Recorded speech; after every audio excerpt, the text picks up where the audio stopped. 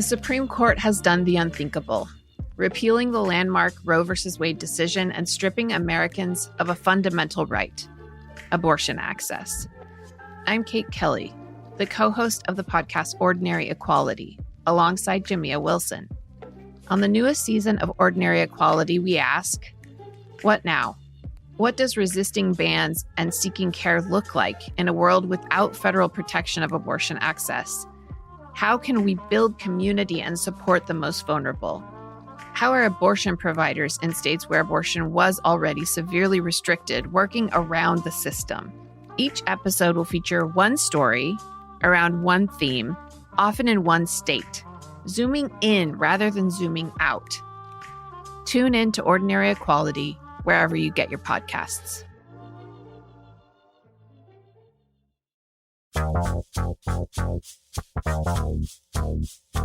I'm Jason Kander, and this is Majority 54. This is a special episode of the podcast. As you probably know, my book, Invisible Storm, A Soldier's Memoir of Politics and PTSD, came out this week. It is a deeply personal story that I've put out into the world, and it would seem odd if I didn't talk about it on this podcast in a deeply personal way. And there's no better way to do that than with my two very good friends, Grace and Ravi, who actually read early drafts of the book. And so we're going to have a conversation about the book starting right now.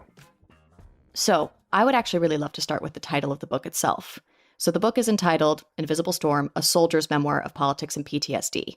And I want to emphasize the A Soldier's Memoir portion of that. So could you talk about why self-identifying as a soldier first and foremost was important to you? Yeah, because that's how I see myself, right? I mean, that's how I've ever since really a few months or maybe about a year into my time in the Army, which is to say my time training in ROTC and in the Guard. I went at that time from seeing myself as like a law student or like a former debater / baseball player, college student, whatever the heck I was, to just seeing myself as a soldier who was also in law school, and then later as a soldier who was also practicing law, or then for a while as a soldier, period, because I was deployed or on active duty. And then it was, oh, I'm a soldier who is running for office. I'm a soldier, and so that is carried through my whole life.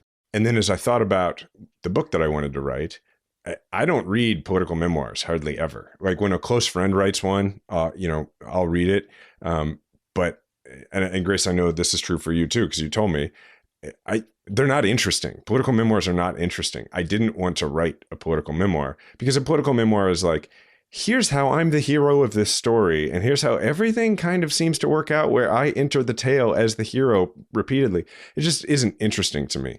And at the same time, I wanted to tell a story, to tell my story in a way that people, whether they were combat veterans or not, could relate to it.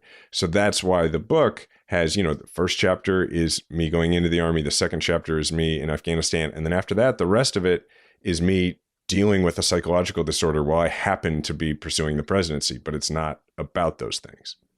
Well, I want to get now into the structural elements of the book, because to your point, yes, you only spend a chapter in Afghanistan, but Afghanistan certainly does not leave the narrative. Right. And so it's not really, I would say, chronological in how it's portrayed. So I want to know how you thought about crafting a story that was more woven as opposed to more linear, and why you made that choice. Well, there were two challenges there, right? The first was that I wanted the reader to understand what it's like to have PTSD. And that meant that as I went through the periods of the story, which is the first 2/3 of the book, before I got treatment, I gave myself the challenge of not allowing myself to use the language that I gained in therapy to describe what I was going through, to only allow myself as the narrator at that moment in the book to have available the language that I had available at the time. So whereas toward the end of the book, I'm explaining things as I learned them to be, as hypervigilance, as, just the reason I was having nightmares, that kind of thing. The term PTSD doesn't really even enter the book for several chapters, because early on I'm explaining, I was having trouble in a crowd. I felt like I was in danger, but I'm not explaining why, because I didn't know then. So that's part of it. But then the other part is, if you're going to understand what it was like to go through what I went through, then we're going to go back to Afghanistan for moments at a time. For instance, when I'm at my watch party for Secretary of State, and instead of feeling like a normal level of anxiety about, the election results, I'm feeling a complete lack of control because my brain had learned in Afghanistan that I had to control every situation. And if I had no control, then I might die. And so I'm relating to the reader that while everybody else is in the room watching Obama give his victory speech and waiting on my election results, I'm, in a vehicle in Afghanistan and I'm seeing a little boy who I almost shot or not, and so it's not flashbacks per se. What I had was more like re-experiencing. But instead of just explaining that to you, I just wanted the reader to go through that with me on that journey. And something you alluded to earlier is that I am not a fan of memoirs as a genre, and I did make that known to you. However, your book takes another very creative turn and approach in its structure, and that you hear from Diana in the first person.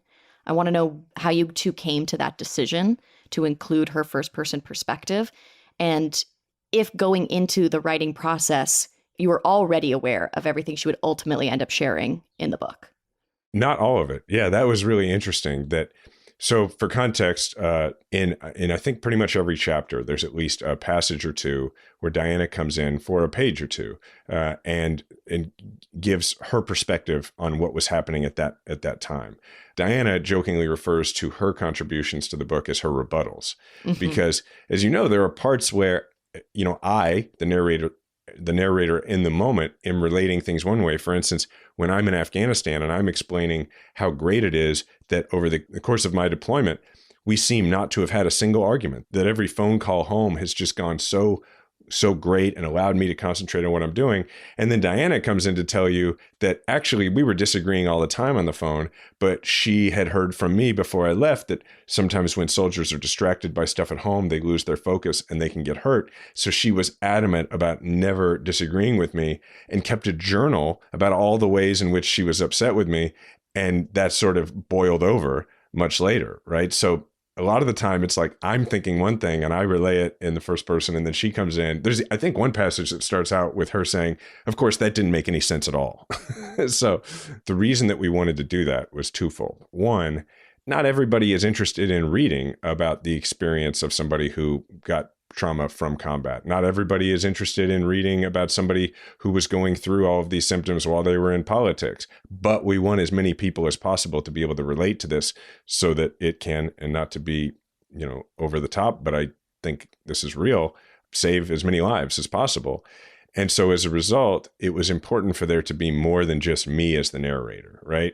Because going back to why you're not a big fan of memoirs and why I'm not a fan of political memoirs, if the entire story is coming from the person who it's about, it's kind of hard to take that seriously all the time, right? And so I thought it was important for that reason, but also as part of that, if I'm relating the story to you in terms of what I was feeling and thinking at the time, almost in the present sense, as if I'm telling you at that time, well, there's a part of you that might find that hard to relate to if you've never had trauma. So it's really helpful to have an additional narrator who was a witness to all of it, who can give context to what they were seeing in their husband changing at that time. That's the first reason. The second reason is PTSD doesn't just affect the person with PTSD. As we found out, Diana ended up with secondary PTSD. She ended up with almost all of my symptoms, despite not having the underlying trauma, just from living with me over all those years, from being woken up by my night terrors in the middle of the night, having to be the one who had to sleep light enough to shake me awake so that I would be, so that I could escape what was going on in my subconscious, and then hear about it while she's half awake, right? Or half asleep, really.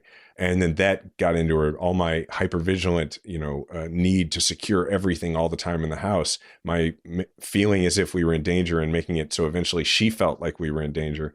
She ended up sharing in all that. And that's a thing that we didn't know about even after I'd started getting treatment for PTSD. It took my therapist to say, I think Diana should get therapy too.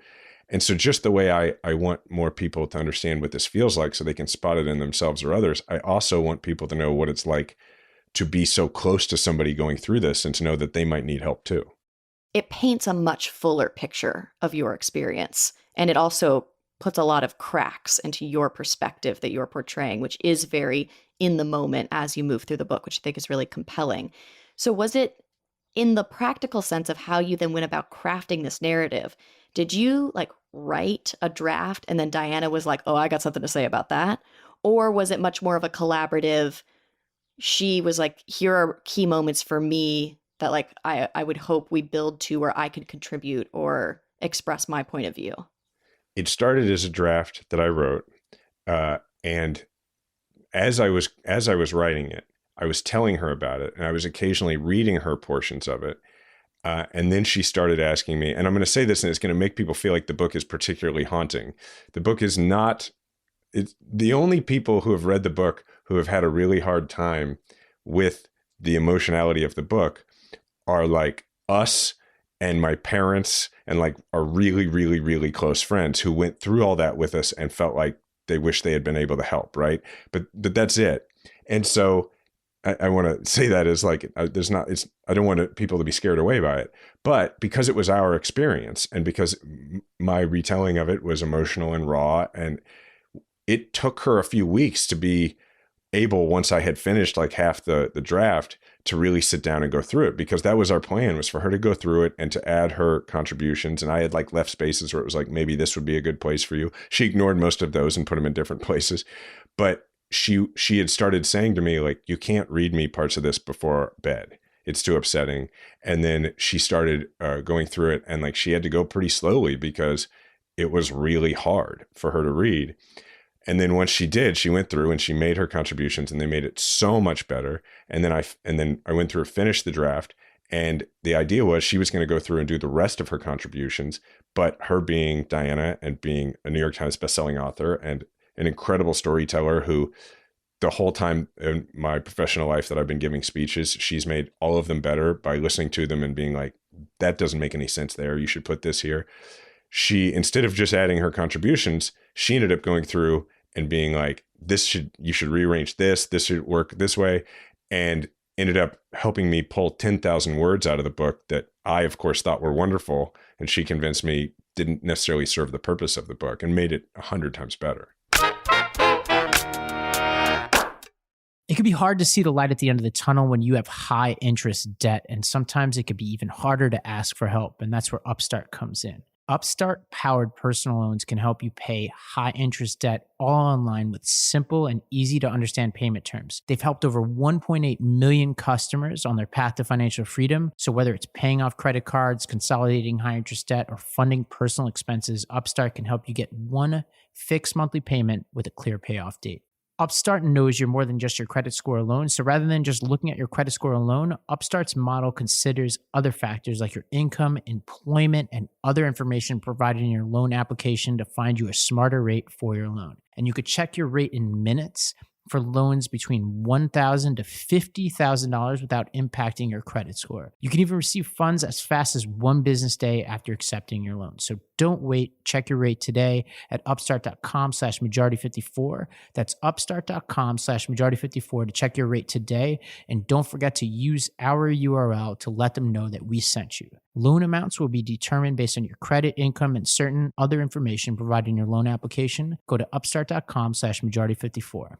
If you've been listening to the show for a while, you've probably heard me talk about my Helix mattress. It's the best mattress I've ever had, and it's the first mattress I've ever had that's actually made specific to my preferences. But now they've left the bedroom, Helix has, and they started making sofas. They launched a new company called Allform, and they're already making the best sofas we've ever seen. I've got one in my office, one in my apartment. And what makes them really cool is, first, they're easy to customize using premium materials and at a fraction of the cost of traditional stores. And you could pick the fabric, and it's spill, stain, and scratch resistant. And I was able to match it with everything else I had going on in my apartment and in my office. These sofas are also delivered directly to your home with fast, free shipping, which is awesome, especially at this time with all these lagging supply chains and everything else. And you can assemble it yourself in a few minutes. No tools needed. I can promise you that, because I can't put together anything, and I was able to put these things together. So to find your perfect sofa, check out allform.com/majority54. And Allform is offering 20% off all orders for our listeners at allform.com/majority54. The way you talk about your experience running for office in this book is pretty different than the first book, because I think you're more likely to say things about the sort of less glamorous aspects of running in ways that you might not have put it in the same way in the first book. Like you talk about the pressures of fundraising, and you admitted at one point in the book that you had kept in touch with the people from law school more than the people who you served with. And because they could write campaign checks. Because they could write campaign checks. And I see this, with Arena. I see people who I can see them doing the math as they meet people. Is this a $2,300 check? I don't know what the checks are anymore, but back in the day, they were $2,300. Do you still do that from time to time? Or do you have to kind of snap out of it? And you're like, wait a minute, I'm not running anymore. I can just see people as people. Here's how that plays out for me. I go to an event or something like a dinner where there's it's like a lot of high dollar donors or whatever there. And for a split second, there's a part of me that'll see somebody across the room and go, oh, I know who that is. I should probably get over there and then I have this joy that overcomes me where I go, oh shit, I don't have to do that. I think I'm just going to hang out here and chill with my wife over here. I think we're on a date. I'm going to enjoy the date. And so, it's this little muscle memory that kicks in. And then I get the joy of being like, nah, I don't got to do that. One moment I always think about was it was almost exactly a year ago. We were in Kansas City doing the live event. And you basically dragged me outside to meet everybody. Because to me, anybody who knows me knows I'm an introvert with an extrovert skill set. So people are startled by how much I don't like to interact with people in real life. And so you're the opposite. You're like, hey, let's go meet everybody. Right. But then I was reading this book and you're saying that part of what's going on is that this is part of the after effects of serving, where you want to meet everybody and assess the threats. So I guess on behalf of our audience, I'm asking, were you assessing the threat there in that event, or were you past that at that point? When we're at that event, you're never all the way past it. I guess the difference was before, when I was running, it was probably 50-50, right? 50% of it was, I just knew that if you met everybody, the speech was going to go better, and that I'm a people person and I draw my energy from other people and I like meeting everybody. And 50% of it was, I need to look everybody in the eye and assess the threat so that I feel comfortable getting up in front of this audience. And now it's maybe more like the other thing you asked me. Maybe it's more like 90-10. And it's just, with that, that I think in that case, it was that was that little pocket before the Omicron variant where we were able to have a public event. It was the first time in 2 years, and I knew everybody was excited to be able to do it. And I just thought, these people are coming to our show. Let's go meet them. Because again, being an extrovert, and frankly, sadistically, it was a little fun for me because you entered the pandemic as an introvert without really any level of, notoriety beyond what you were comfortable with. And now we were exiting the pandemic, and thanks to this podcast, you had fans. And frankly, I could see how uncomfortable you were, and it was kind of hilarious. It was. I'm guessing that's the first time people were like, "I'm here to get a selfie with Ravi." Well, yeah, people who know me really well do things like try to get me to hold their babies or to hug them and things like that. There's certain things that if you know me well enough, you know how deeply uncomfortable it is for me. And meeting new people is definitely one of those things. So thanks for that. You bet. There was this other on the sort of raw campaigning moment. I forget the guy's name. There was the guy who was rumored to be running for the Secretary of State seats. And there was a funny moment where you basically had to pretend that some law student was your campaign aide and you met in a Walmart parking lot. Yeah. So that he could drive you to this meeting. And I think this is such an important moment in the book, because I think a lot of people who see you see this guy who's super friendly, and you don't let people in on your competitive side that much. And I think this was a moment where you meet with this guy and you basically tell him directly, this is what you're going to do. It was almost like an LBJ style meeting, and you got what you needed. And I'm wondering, do you still get that? Because I feel that's your competitiveness, right? Do you still get that in the work you're doing and in the sports that you're playing? Or is that the thing, as much as the fame or anything like that, the competition of it all, that you seek as much as anything else? So to give people context, what that is I'm getting ready to run for Secretary of State. I've actually announced for Secretary of State, and another Democrat who is much better known than me, who had told me that he was going to endorse me right away if I run for Secretary of State, suddenly it turns out is thinking he's going to run for Secretary of State and sort of Bigfoot me out of the race. And I actually went back and forth a lot about whether to include that. And the reason I ultimately decided to include it was that it was important for people to see that I accessed anger as a way to control as a way to get a sense, a feeling that I had control over the situation, and that there was always this low level simmering anger under my emotions, and that I channeled into a righteous indignation about our politics and about a sense of justice, but that sometimes it was just a righteous indignation that anybody would stand in the way of my political ascendance, right? And that's what that was. It was the story of how I geared myself up. I really didn't have to gear myself up much to go into a meeting with that person and stare them down and make it really clear that I was willing to lose. I was willing to go through anything, but they're not going to push me out of this. And basically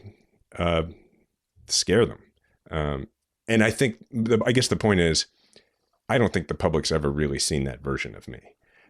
And in order to understand what was going on with me and what it looked like in my career, you kind of got to know what happened in that meeting. I don't come off well in that, but that's why it's not a typical memoir by a politician. There's plenty of points in the book where I don't come off particularly well, but that's okay because I want people to understand what was going on. I mean, I'm still very competitive. I'm 41 years old and I play competitive baseball, which I get hurt every week and I still do it. But I guess it doesn't mix with the anger anymore. And the other difference is now I don't measure my self-worth based on whether I won or lost, which is kind of all I had when I didn't like myself very much. Another element of the book that really surprised me was that, from my perspective, it really de-emphasized the portion of your life that probably most people started to figure out who you were or know about you on more of a national platform. And I suspect a lot of people who are going to pick up this book and read this book, as they should, are expecting more of the ramp up to making a presidential run. So I want to know why you chose to de-emphasize this or portray it in such a limited way as you did. I guess it's because, I suffered from undiagnosed and unknown to me and untreated PTSD. Well, I would say denied by me, but untreated PTSD for 11 years. And so that goes up to 2018. Well, people nationally really only figured out who I was in 2016. So it wasn't, I guess, so much that I de-emphasized it as much as, it lasted 2 years. That part where I was famous and pursuing the presidency more or less, pursuing the presidency period, and so I cover that period. But what I don't do is delve into it with a lot of detail on here's what it's like to, be backstage with Cory Booker before you both go out to give a speech where you both know you're getting ready. Yeah, I did all that stuff and everything, but you can read a lot of books about that. I have, for instance, the one-on-one meeting I had with President Obama in there. The meeting was an hour and a half. I quote him one time, I think, in the book, because I quote him saying something to me that was pivotal in my own experience of, the decisions I made and how it affected my mental health in terms of, what he said to me was something that was about my talents as a politician. And in my head, I'm rebutting it. Right. And so that was important, but I don't have an interest in telling people what President Obama's views were on all sorts of things that they might like to hear, because that's one way that a book can make news. That's how a political book makes news. I'm not interested in that. I'm interested in explaining to people what it's like to have this psychological disorder and be untreated, because the book I wrote and that I wanted to write was the book that I wished I had available to me 14 years ago, because I think I would have gone and gotten treatment. And I don't care whether you're working at, I don't know, whether you're a middle manager somewhere, whether you're carrying letters on a postal route or whatever it is you're doing. If you've got trauma that's untreated, I want you to be able to relate to this book and not feel like, well, it's different. I'm not running for president or anything. And now a word from our sponsor, BetterHelp. This entire episode is about awareness of mental health and getting the kind of help that you need. And Jason talked about his journey. but I know all of you have your own stories to tell. And I know it's not easy to ask for help. Some of you live out in rural communities, or you might even be in a big city, but you have some trepidation about walking into an office, or you're just not sure about the options you have and you want to cast the widest possible net. And that's why I love BetterHelp Online Therapy. It's online therapy that offers video, phone, and even live chat only therapy sessions. So you don't have to see anyone on camera if you don't want to. And it's much more affordable than in-person therapy. And you could be matched with a therapist in under 48 hours. It's really important to get to that point where you're getting help as fast as possible, and they make it as frictionless and fast as you possibly can find out there. And our listeners get 10% off their first month at betterhelp.com/M54. That's BetterHelp, HELP.com/M54. So I'm in upstate New York right now at tennis camp, as any grown adult would be. And that means I'm playing like 7 to 8 hours of tennis a day. And you might be asking yourself, well, I'm not a spring chicken. How am I going this long and staying healthy and active? And the main driver here is something called AG1 from Athletic Greens. Now, tons of people take some form of multivitamin, and it's important to choose one with high quality ingredients that your body can actually absorb. And with AG1, you're investing in an all-in-one nutritional insurance. So if you're on the go and you don't have the time or the money to take a bunch of different things, AG1 is perfect for that. They support better sleep quality, mental clarity, alertness, and recovery. Honestly, you just put 1 scoop in water in the beginning of the day, you drink it, and that's it for the rest of the day. Right now, it's time to reclaim your health and arm your immune system with convenient daily nutrition. And to make it easy, Athletic Greens is going to give you a free 1-year supply of immune-supporting vitamin D and 5 free travel packs with your first purchase. All you have to do is visit athleticgreens.com/majority. Again, that's athleticgreens.com/majority to take ownership over your health and pick the ultimate daily nutritional insurance. You depict your therapy sessions in the book in detail. You use transcripts from these sessions and respond to them. I want to know what that was like to go backwards in time to look at some of your earlier sessions, and if you, in writing about it, also experienced different types of growth or understanding of yourself.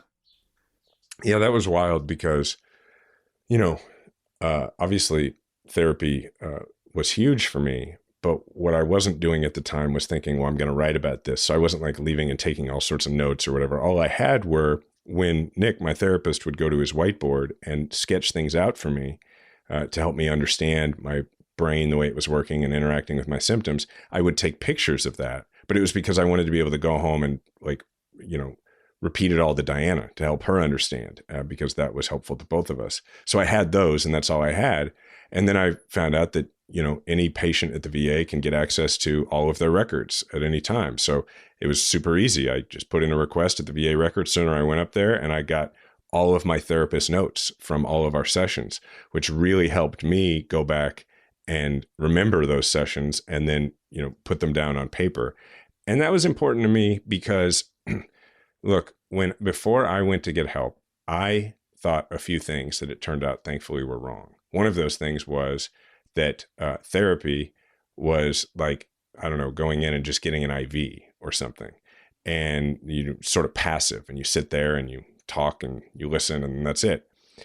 But that's not what it was for me at all. It was much more akin to physical therapy. There was things I did that were difficult when I was in the sessions, and then I had homework in between the sessions. I had things I had to do every day before I came back in. And I wanted people to understand that, because I think the more you can feel that you've been inside someone else's therapy session, the more realistic it might seem for you to think, well, I can go and do that. I understand what it is. It's less intimidating. It's less opaque. I think I can go do that. The other misconception I had beforehand for many, many years was that PTSD was like a terminal diagnosis, right? It was one of many reasons I didn't want to be diagnosed with PTSD. And I think this is true for a lot of people, because I thought, oh, well, people who have PTSD, they kill themselves. Or if not that, it's a terminal diagnosis from a career perspective, because you can't get better enough to go on and people will stigmatize you. And I thought if I let people in and let them see what the treatment is like and let them go through the process with me and see me gradually getting better and accessing these parts of my brain that I had turned off for so long, then maybe they can visualize themselves doing that, and they can see that, oh no, actually you're supposed to get better, which I had not known before. Historically, people who have acknowledged having mental health concerns have been pushed out of politics. I mean, the famous example is Thomas Eagleton and getting booted from the ticket in 72. But yet you leave open the idea of returning to political office, I would say, in the book. You don't totally slam shut that door. But I bet a lot of people would read this and assume that the door is being closed behind you with the publication of this book at all.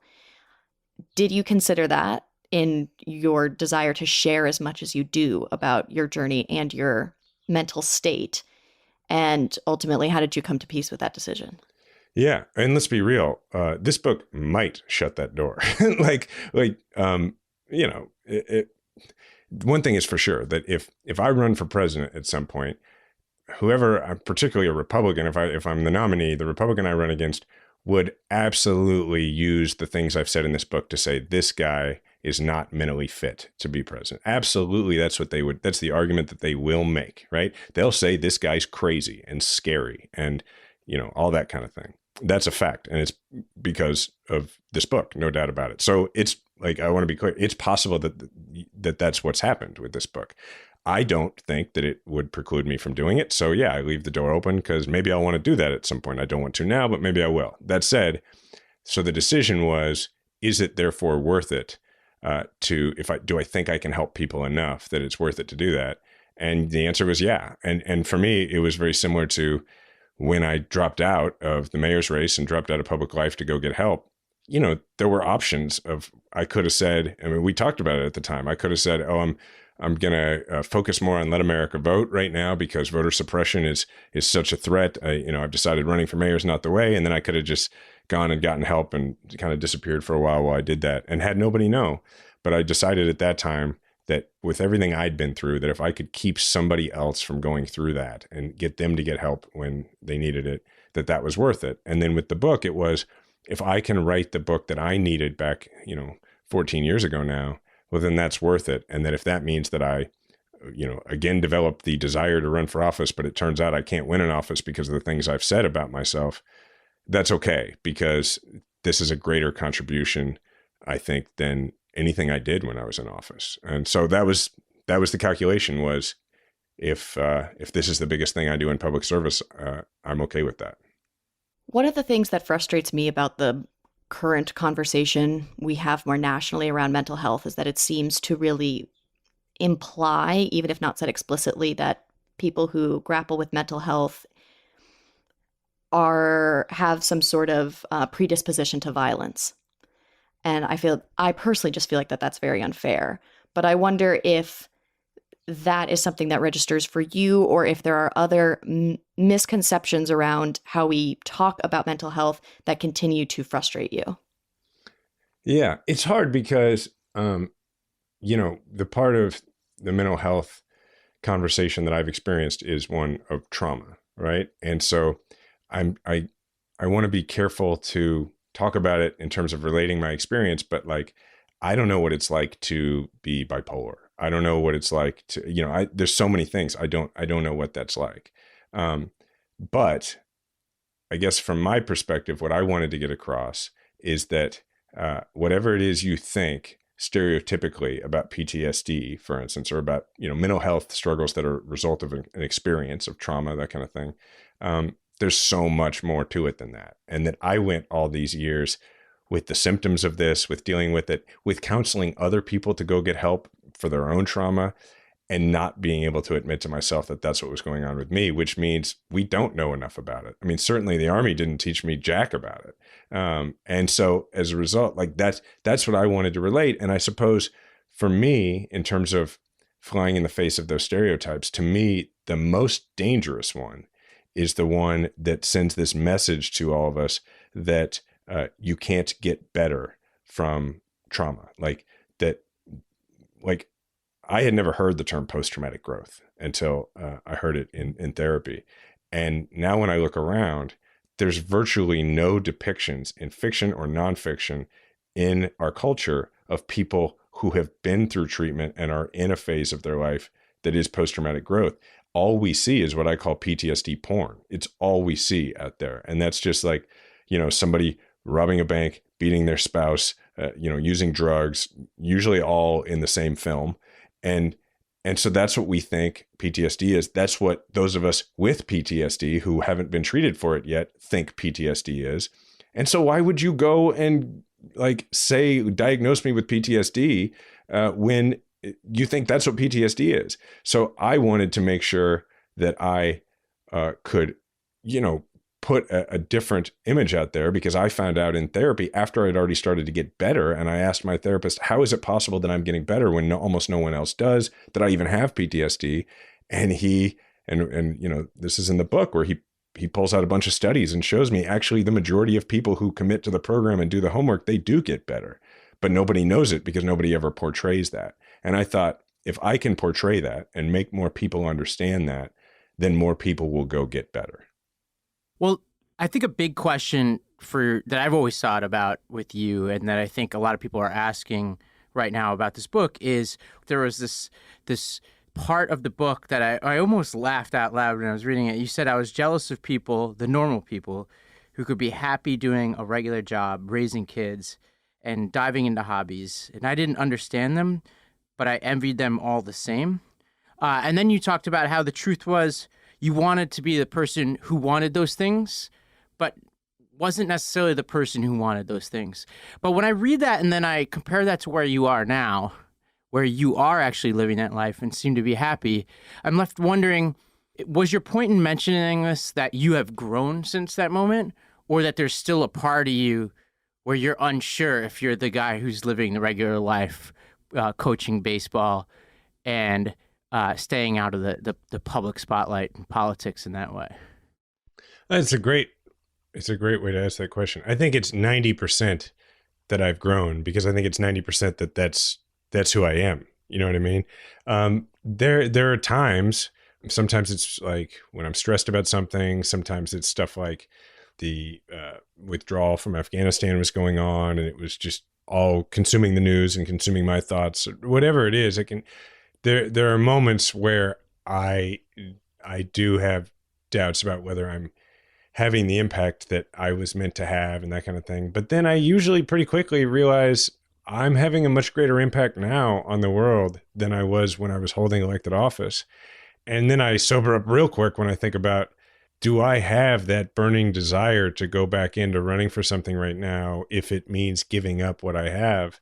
And I don't. And the thing is that I've gotten to a point where I can simplify it really well, where, when somebody entertains or somebody dangles out there like an appointment or an election that they think I should run in or whatever, anytime it's put out there in a serious way, I pretty quickly bat it away by doing this exercise where I just think about it like anybody else would think about it, which is, does that sound better than the job I have now? And it doesn't. And that's the real journey of the book. The real victory of the book for me is becoming the person that I really wanted to be in the first place. And for a long time in my journey, I thought that was in the White House. And it turns out, no, it's at my house in Kansas City with my family. Well, I just want to say thank you, Jason. Thank you for letting me read this a little earlier than the rest of all the wonderful people who will get a chance to read it and grow from it and learn from it. And thank you for being as vulnerable as you are in this. And I do agree with you that I think that this book will save people's lives, and I think radically change how people think about PTSD. Typically, if I saw someone who had written 2 memoirs by the time they were 40, I would be like, woo-hoo-hoo, that's an egomaniac. But I really want You'd be half right. I'd really want to emphasize that this book is so open and non-self-aggrandizing and thought-provoking. And if anyone else has hangups about memoirs or political stories or war stories for that matter, this is really none and all of the above, and it surpasses those genres effortlessly. So I just can't recommend it enough. Well, it meant a lot to me that both of you read the book early on and gave me really great advice and great feedback about it, which helped me not only in the writing of the book, but also in the thinking about how to describe the book to others. Like, it was super helpful in that. And, for doing this, I really appreciate it. So thank you. Thanks everyone for listening to this special episode of Majority 54. Invisible Storm, A Soldier's Memoir of Politics and PTSD is out now, so make sure you pick up a copy at your local bookstore. And tell Jason how much you love the book. You can find him at Jason Kander on Twitter and Instagram. Ravi is at Ravi M. Gupta on Instagram and Twitter. And I'm at GraceLynch08 on Twitter. And as always, our show is at Majority 54 on Twitter. Majority 54 is a Wonder Media Network production. It's produced by myself, Edie Allard, and Adesua Agbanile. Theme music provided by Kemet Coleman. Special thanks to Diana Kander.